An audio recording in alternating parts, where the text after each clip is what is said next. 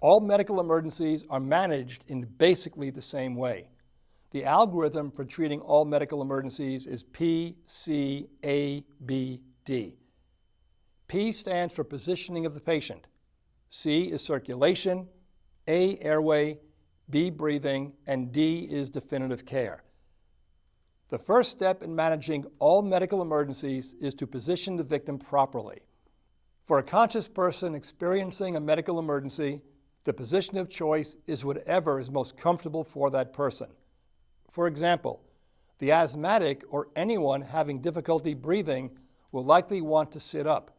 As long as the patient remains conscious, it means that their heart is pumping adequately, and any position in which they are comfortable is acceptable.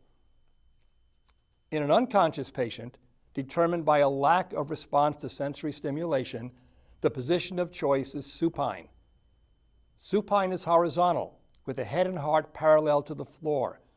The feet should be elevated slightly. Also called the shock position, it is the most desirable position to deliver oxygenated blood to the brain without an adverse effect on the patient's ability to breathe. This differs from the Trendelenburg position, in which the head is lower than the heart and is not recommended. The most common cause of unconsciousness in human beings is low blood pressure, hypotension. The brain is no longer receiving an adequate supply of oxygenated blood. That's why the supine position is preferred. When the head and heart are parallel to the floor with the feet elevated slightly, blood flow to the brain is increased and the patient can still breathe adequately. The Trendelenburg position is not indicated because although it does increase blood flow to the brain, it also decreases the effectiveness of breathing.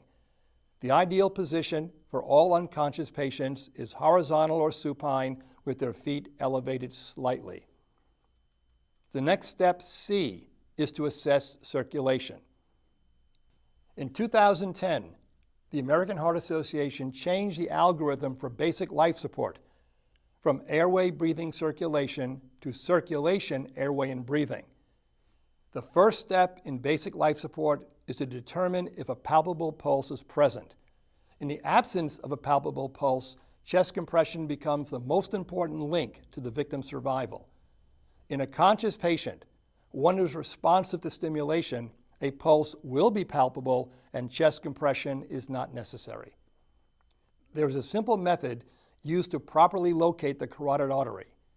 While maintaining head tilt with one hand, place the index and middle finger of the opposite hand onto the thyroid cartilage or Adam's apple.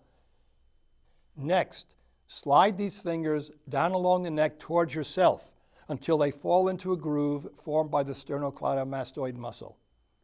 The carotid artery is located in this groove. Do not reach across the patient, for if you check the carotid artery on the opposite side as yourself, you risk further obstructing your patient's airway. Palpate the carotid pulse for not more than 10 seconds.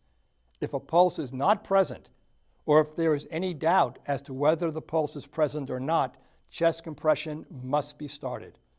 We are now supplying blood to the victim's heart and brain. If there is a palpable pulse, chest compression is not necessary.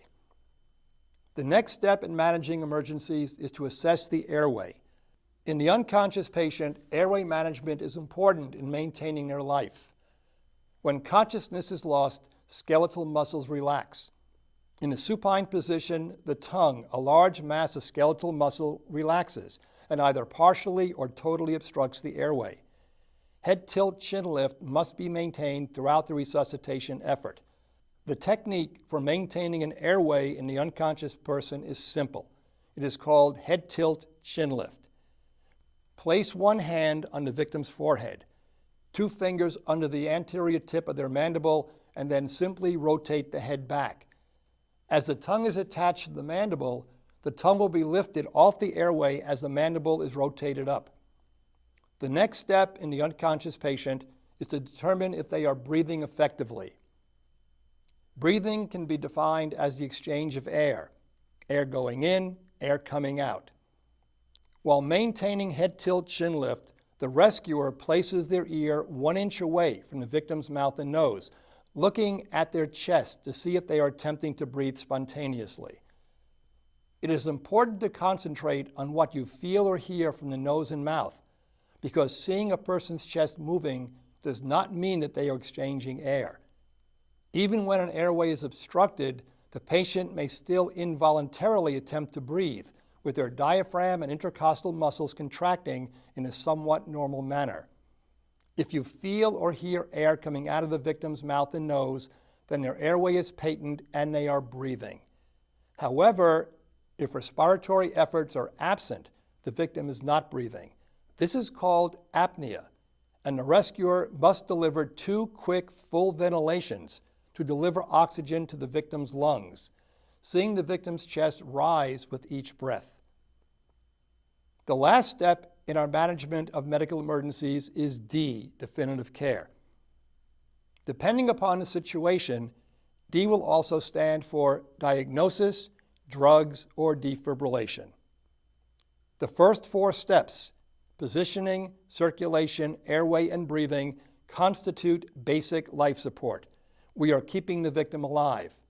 Definitive care means that we're now going to make authoritative decisions on what the problem is and how to properly manage the situation. If you can establish a diagnosis of the problem, and if you have the appropriate drugs and equipment available, then treat the problem. If you're unable to diagnose it, call 911. If you can diagnose the problem but are uncomfortable with what's going on, also call 911. Remember that your legal obligation during a medical emergency is to try to keep the victim alive until they either recover or somebody arrives on the scene who is better trained than you are and takes over their management.